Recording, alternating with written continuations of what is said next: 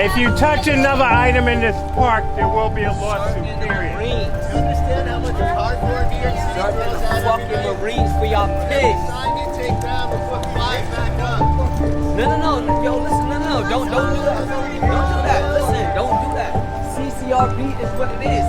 Vincent Chunk already got a complaint. Now I'm gonna put another complaint against you. How about But that? this is actually, you're actually in the park enforcement jurisdiction. And so, officer, and so I want to know. I want to know. Why don't you talk to NYPD legal? Are you frightened to talk to your legal people? Your community affairs? No, actually, no. You're a pig. Shut up. This is jurisdiction. Fucking pig. You're actually going to end up with a lawsuit. Get the fucking hell out. Yeah, run like a little pussy. Yeah, fuck I you. would never fucking be community. You should be ashamed of your fucking self. Anything that's in the structure of the camp, they just been taking it off. But meanwhile, the people that should be doing this is the Parks Department, not the NYPD.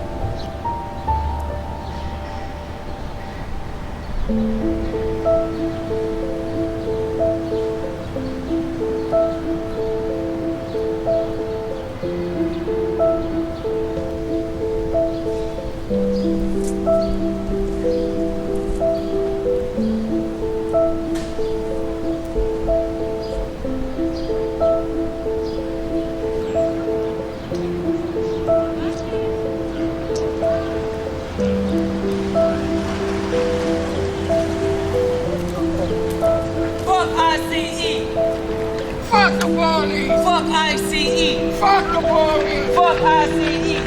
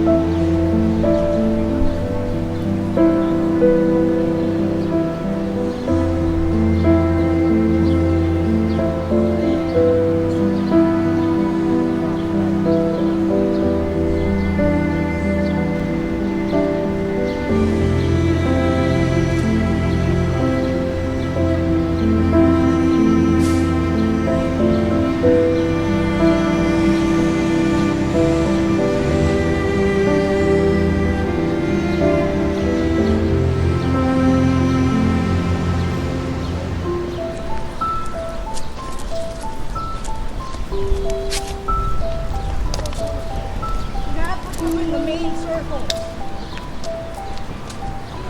Main circle, guys. Each circle and outside circle.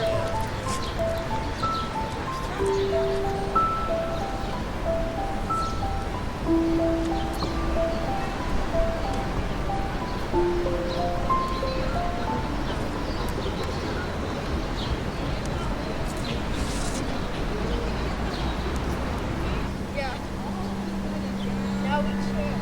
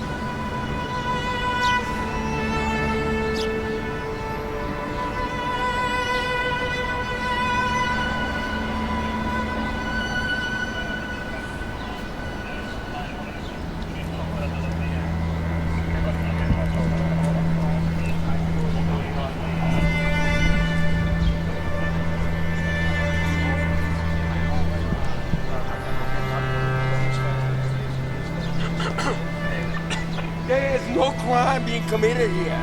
Like, really? I feel unsafe. I feel very unsafe right now as a black man.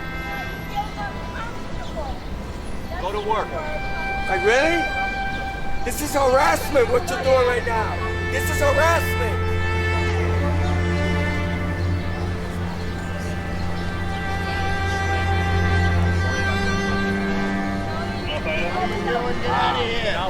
You feel good about that, huh? Harassing people. It's over there. This is harassment, what you're doing right now. This is the New York City populace.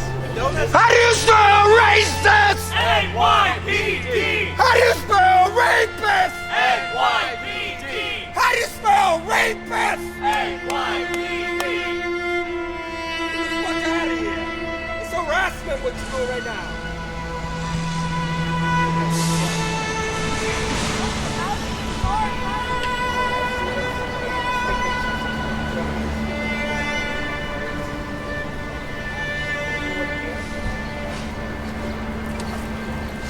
Oh, they're shaking hands like what buddies do, you know?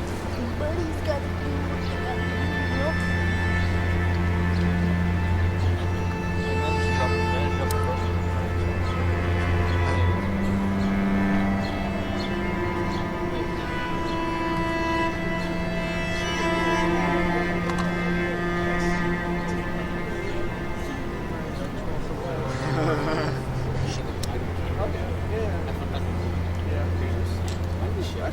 That's a photo. Hang on a second. I didn't watch. Okay,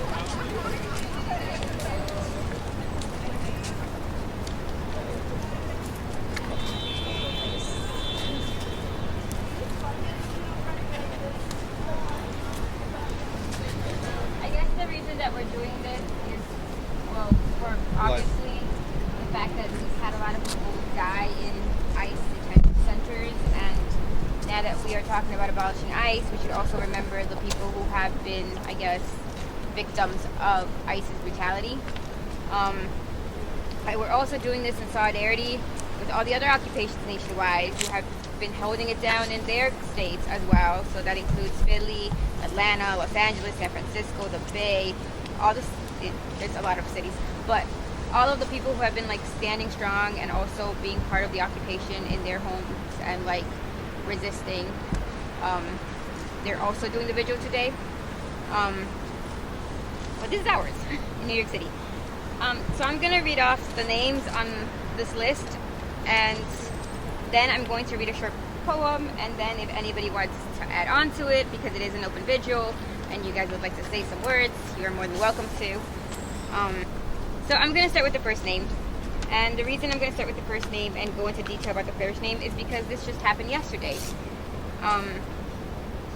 So the first date of this is July 12, 2018, and this was Efraín de la Rosa, Presente! 40 years old, a Mexican national, was pronounced dead at Southwest Georgia Regional Medical Center in Cuthbert, Georgia at 11:29 p.m. Stewart facility staff conducting scheduled monitoring discovered Mr. De La Rosa unresponsive in his cell at approximately 10:38 p.m. Facility staff and medical personnel immediately began to perform CPR and contacted Stewart County Emergency Medical Service, which arrived at the facility at 10:48 p.m. The preliminary cause of death appears to be self-inflicted strangulation. However, the case is currently under investigation. Uichi Tran. Presente. Serenze Ermias Testafición, 34. Presente. Roxana Hernandez, 33. Presente. Ronald Cruz, 39. Presente. Georgian Miri Manion, 54. Presente. Luis Ramirez Marcano, 59. Presente. Julio Castro Garrido, 33. Presente. Kamyar Samini, 64. Presente. Felipe Almazan Ruiz, 51. Presente. Osvaldis Montesino Cabrera, 37. Presente. Carlos Mejia Bonilla, 44. Presente. Vicente Cáceres Maratiaga, 46. Presente. Atul Kumar Babu Bhai Patel, 58. Presente. Jean Jimenez Joseph, 27. Presente. Sergio Alonso Lopez, 55. Presente. Osmar Epifanio Gonzalez Garba. Presente. Roger Racing, 47. Presente. Raquel Calderón de Hidalgo, 36. Presente. Wenceslao Esmerio Campos, 49. Presente. Obuni Toyin Joshua, 54. Presente. Moises Tino Lopez, 23. Presente. Santo Carela, 60. Presente. Luis Alonso Fino Martinez, 54. Presente. Juan Luis Boch Paniagua, 36. Presente. Igor Sison, 46. Presente. José Leonardo Lemus Rajo, 23. Presente. Rafael Barcenas Padilla, 50. Presente. Fang Shay Sayan Gisiri, 65. Presente.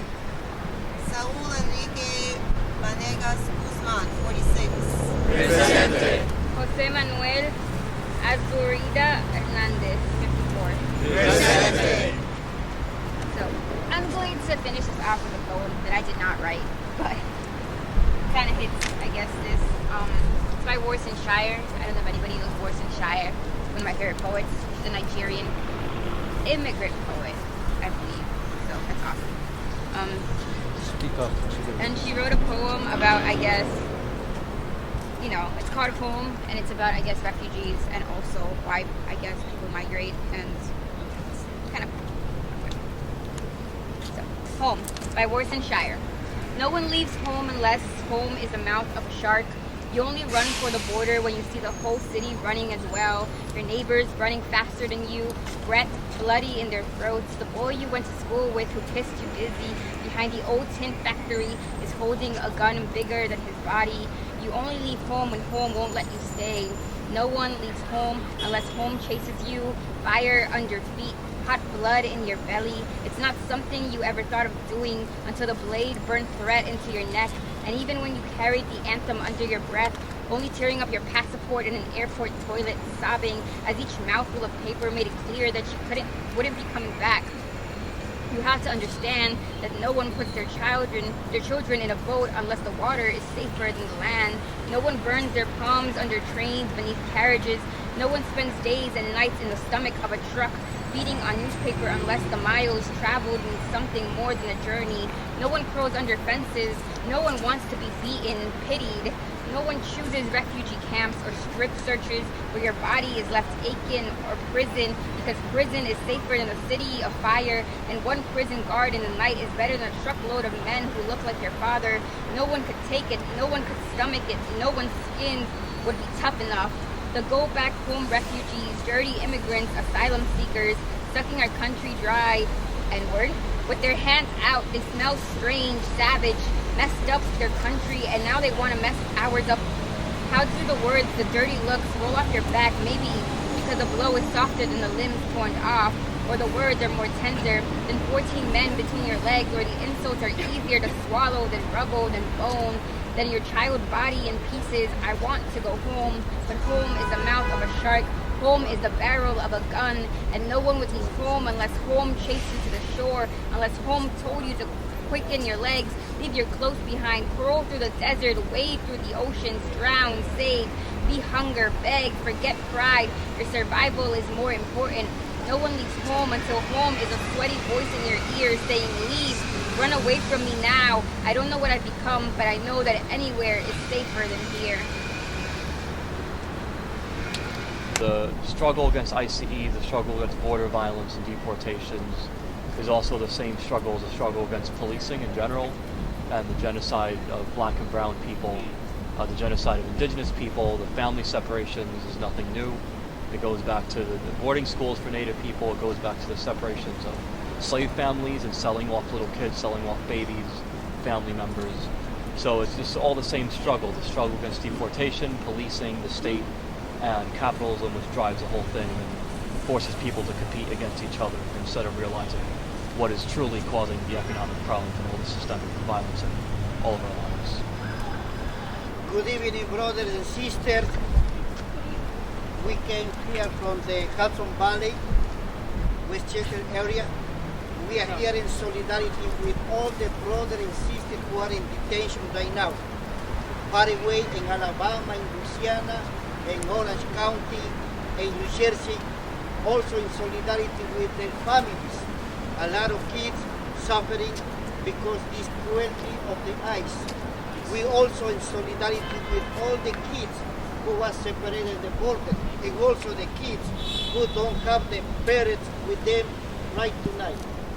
We have families for months suffering this situation right now. And now is the time to become together and not just abolish ICE, because not just ICE is the problem. The system is the problem. Yeah. Because if we abolish ICE, the system is going to create another monster to keep separating families and to keep with the same racist profiling, discrimination against our communities. We are here to say this system needs to be destroyed and change to the more human system for justice for all. Thank you, brothers and sisters. If the immigration laws were in effect back then that we have today, I wouldn't be here. My mother wouldn't have been here. So I feel like, I don't know, I feel such an identification for what people are going through, because both sides of my family came here escaping hunger and war and violence. And the other side of the family is from Ireland, so you know what the hell they were escaping from in the 1840s or 50s. So I just have to say that I just feel like that this could be me. You know, this could be my grandmother in jail. So I've just been thinking about her a lot lately because of the situation. There's a lot of trauma that goes into that process that never leaves, and it never leaves a family. And the separation of families does not begin when families are officially physically separated, but it begins like way before that, when, you know, families get monitored all the time with ankle bracelets, there's social services coming to their doors, there's ICE agents showing up randomly in their workplace, and it's like they don't let you actually live in peace. And like, honestly, people just start dying at that moment when like you're afraid that you're gonna lose your child any minute, or you're afraid your life's gonna end there at some point. And you know, mental health is a big part of that. And it's hard. It's hard growing up with undocumented parents, and it's very hard growing up under deportation cases, and it really changes your family. and it really, really takes an effect on your family. And even after you leave that courthouse, like there's a lot remaining there that will never be the same. And there's a wedge between families where it's like, how much trust have you built in this family? That the family can be deteriorated by a stain, you know, because they start asking your family questions such as like, hey, like, does your parent ever hit you?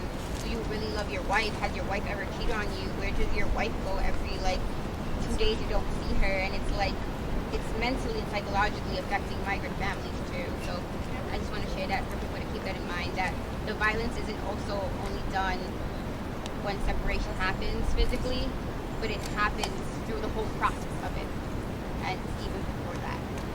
These people that you call native, they have more rights to this land.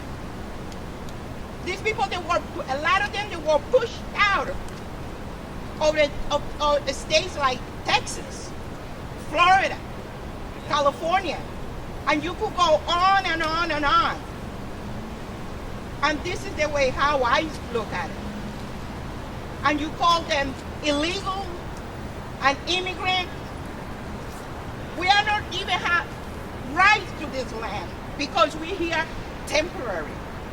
And we want to gravitate to things that we can't take with us because we are part of dust. And they call us illegal and they call us immigrants. So to everyone out there who has joined us here in person and in spirit across the nation, thank you. Thank you for being there. Thank you for being the seed that will grow into something beautiful, something that will rectify the wrongs that have been committed by this corrupt and horrible government. And I look forward to seeing the world that we can create together. Because if I don't have that to look forward to, then what is there?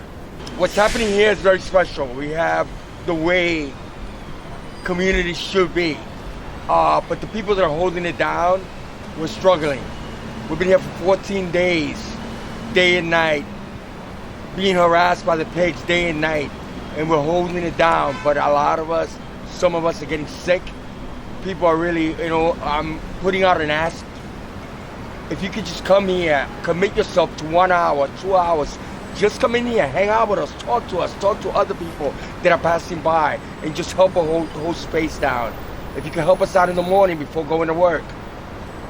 After work.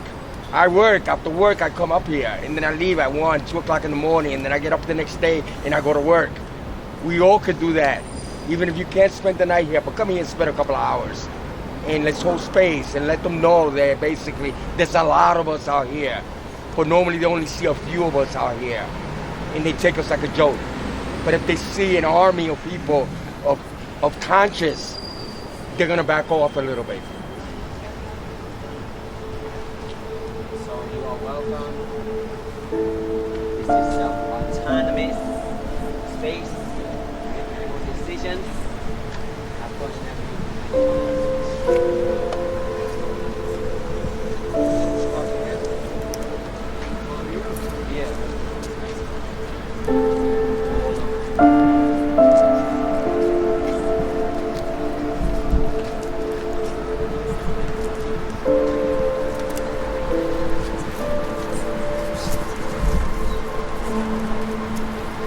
Refugees, they matter here. Refugees, they matter here. Said refugees, they matter here. Refugees, they matter here. ICE, they don't matter here. ICE, they don't matter here. The police, they don't matter here. Police don't matter here. Refugees are welcome here. Refugees are welcome here. Black lives, they welcome here. Black lives, they welcome here. Palestine, they matter here. Palestine, they matter here. Ferguson, they matter here. Ferguson, they matter here. Mexico, they matter here. Mexico, they matter here. Pakistan, they matter here. Pakistan, they